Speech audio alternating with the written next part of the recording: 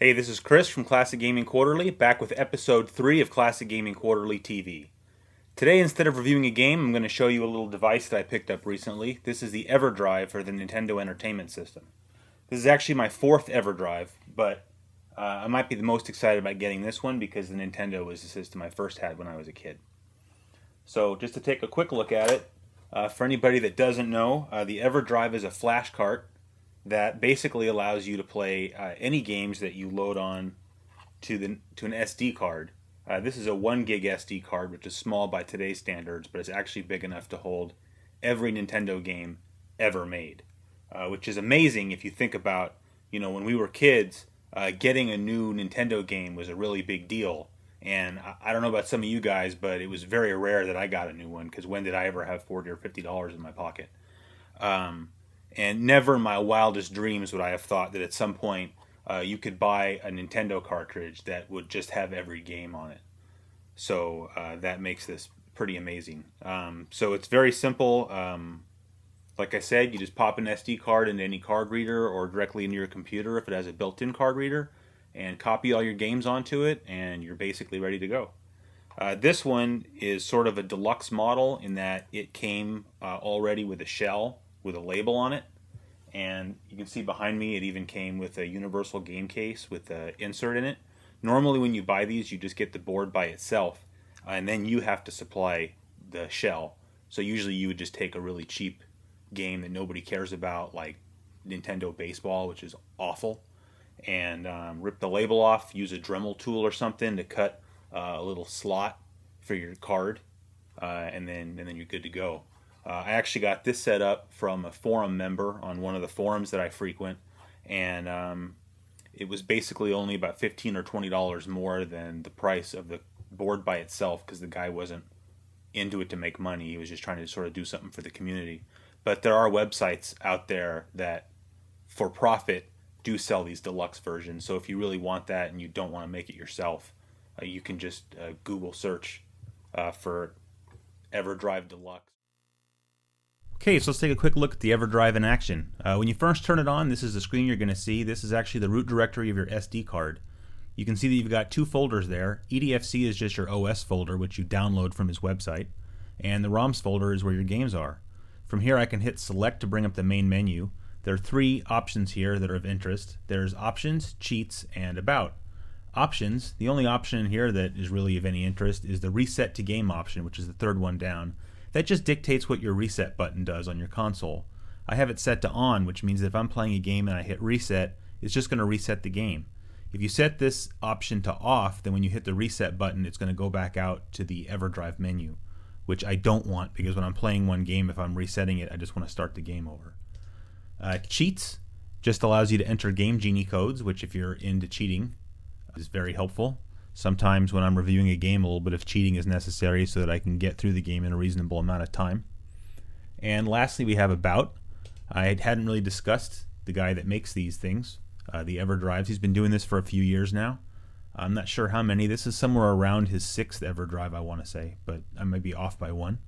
He goes by the online nickname of Krikzz. Not sure how to say that. It's Krikkzz. Maybe his name is Crick and he's tired. I don't know. You can find him online at krikkzz.com, or if you want to buy one of these directly from him, you go to retrogate.com, which is his storefront. So going back to the home screen here, I'm now going to go into the ROMs folder, hit B. B is enter and A is back. So now you can see I've got my ROMs sorted by letter. This is totally up to you how you want to sort things, but there's 650 or so Nintendo games, and I don't want one gigantic list, so this helps make it easier for you to find your games quickly. So if I go down to the C folder, hit B, now you can see the beginning of a list of games. So now I can use the up and down buttons, or whatever you want to call it, on the D-pad to scroll up and down, or if I want to go jump a lot of games ahead, like let's say I want to play something that starts with a CR, I don't want to have to just scroll down. It'll take me forever to get there. So your left and right on the D-pad is page up and page down. So if I tap right a couple times, now I'm at the end. So if I wanted to play Cyberball, I didn't have to hit down 30 or so times. So let's go back to the first screen here. Say I want to play Castlevania. So I've got the cursor already on Castlevania. I'm going to hit the B button real fast to bring up this menu. So select and start just means that it's going to load that game into its memory and then start the game. Or if I hit select only, it's going to load that game into memory but not launch the game yet, because maybe you wanted to go ahead and enter a Game Genie code or something.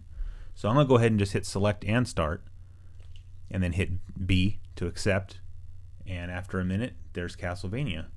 You can see that it plays without any kind of weird glitches or anything. This is not any kind of emulation. This is playing the real game on the real hardware and just using a different vehicle, if you will, to transmit the game data to your Nintendo. So these games play flawlessly. They sound great. They look great. Now if I want to exit out of this and go back to the menu, because I have that game reset dealio set to on, I have to actually turn off my Nintendo and turn it back on. And I'm only doing this just to show you one last feature. The start button on your controller, if you just hit it at any time while you're in these menus, is going to directly, it will load up the last game that you were playing, because that's the game that's currently loaded into the memory. So even though I'm out here in this main menu, if I slap start real quick, see it says loading, and then boom, there's Castlevania again. And it'll do that obviously with any game that you're playing. So that's about it for the Everdrive. I think you got a good idea of what it does.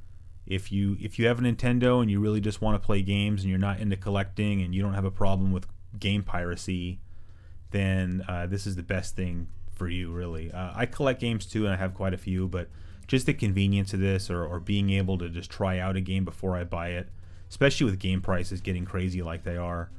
You know, if a game's going to cost you $20 or $30 and you don't know if you're going to like it or not, but maybe you don't want to play it with an emulator because you don't trust how accurate an emulator is, you have this. Or if you just, I want to own the game and have it on the shelf, but I don't want to have to swap the game out in my console every time I want to play something new, then this is perfect, because you just leave this in your console and it's like having your entire game library sitting in your console ready to go when you are. So that's it. I'm going to let you guys go, and I'm going to keep playing Castlevania because this game is awesome. So I will talk to you guys next time.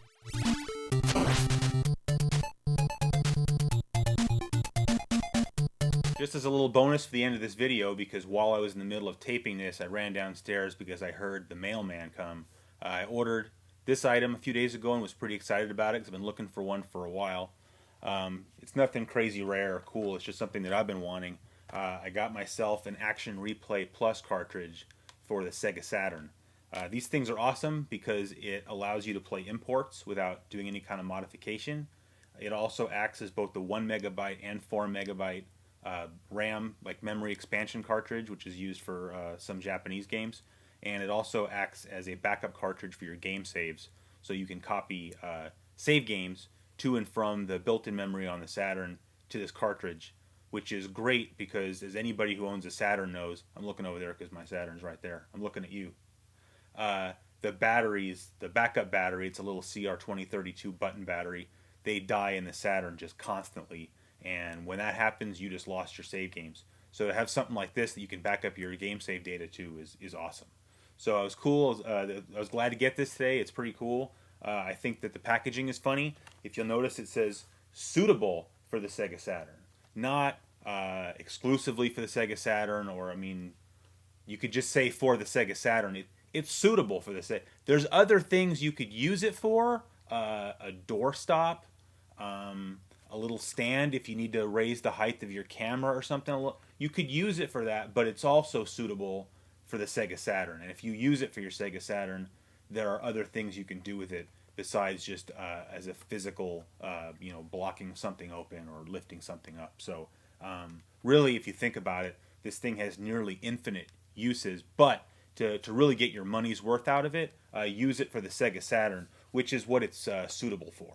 So I don't really foresee reviewing this in the future because I just told you what it did. It's awesome. If you don't have one and you have a Saturn, and you want to get into playing Japanese games and you don't want to mess with modding it, these things are great and you should get one.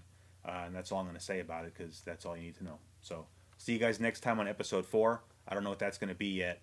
Probably go back to reviewing games. That's what I prefer. Honestly, I'm reviewing this thing today because I just didn't know what game to review and I was too lazy to do some gameplay footage. And this thing's pretty awesome, and I wanted to try getting in front of the camera and see how that goes. So hopefully it's okay. Hopefully I sound good. Hopefully I look as good as I'm ever going to look, which is not that great, but I do what I can. So see you guys next time. Take it easy.